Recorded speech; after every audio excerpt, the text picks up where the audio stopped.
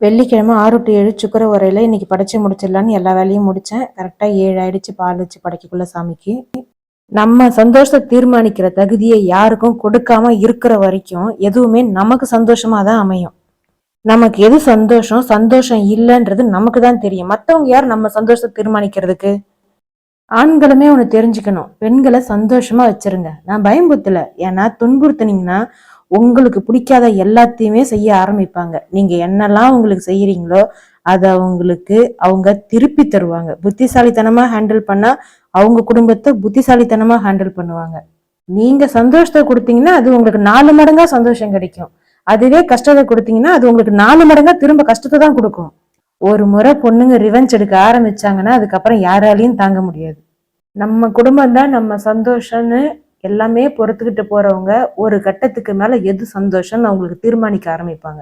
அதுக்கப்புறம் அவங்க சந்தோஷத்தை தேடிதான் அவங்க போக ஆரம்பிப்பாங்க. இந்த குடும்பம் நமக்காக என்ன பண்ணுச்சு, நமக்காக கொஞ்ச நாள் வாழ்ந்து பார்ப்போன்ற எண்ணம் தானா தோன்ற அளவுக்கு யாரும் உருவாக்கி பெண்களை அவங்களோட மனசை பாதிக்க விடாம பாத்துக்கங்க.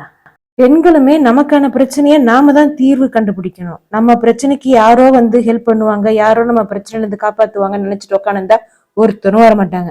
நம்மளால ஒரு ஸ்டெப்பு கூட எடுத்து வைக்க முடியாது. மற்றவங்க தையில தான் கடைசி வரைக்கும் வாழணும். நம்ம பிரச்சனைக்கு நம்மளால எப்ப தீர்வு கண்டுபிடிக்க முடியுதோ அப்பதான் நம்ம ஜெயிப்போம். நம்மளால அப்பதான் அடுத்த ஸ்டெப்புக்கு போக முடியும். பொம்பளை பிள்ளைங்களுக்கும் அமைதியா அடக்கம் ஒடுக்கமா இருன்னு வளர்க்காதீங்க. உன் பிரச்சனை என்ன, உன் பிரச்சனையை எப்படி சமாளிக்கணும், அந்த பிரச்சனைல இருந்து எப்படி மீண்டு வரணும் அப்படின்றத இப்பையில இருந்து சொல்லி கொடுத்து வளர்க்க ஆரம்பிச்சாதான் அவங்களும் வாழ்க்கையில வர பிரச்சனையை எப்படி ஃபேஸ் பண்றதுன்றத தைரியமா கண்டுபிடிப்பாங்க. அடக்கம் ஒடுக்கமா இருன்னு சொல்லி சொல்லி அவங்கள பயம்புறுத்தியா வளர்க்கறதாலதான் அவங்க வாழ்க்கையில பிரச்சனையை சந்திக்க முடியாம எல்லாம் ஒரு கட்டத்துக்கு மேல ஒரு தாங்க முடியாத முடிவு எடுக்கிறாங்க. பொம்பளை புள்ளிக்கும் ஆம்பளை புள்ளிக்கும் ஒரே மாதிரி சொல்லி கொடுத்து ஒரே பழக்கத்தை நல்லபடியா வளர்த்து கொடுக்கணும்.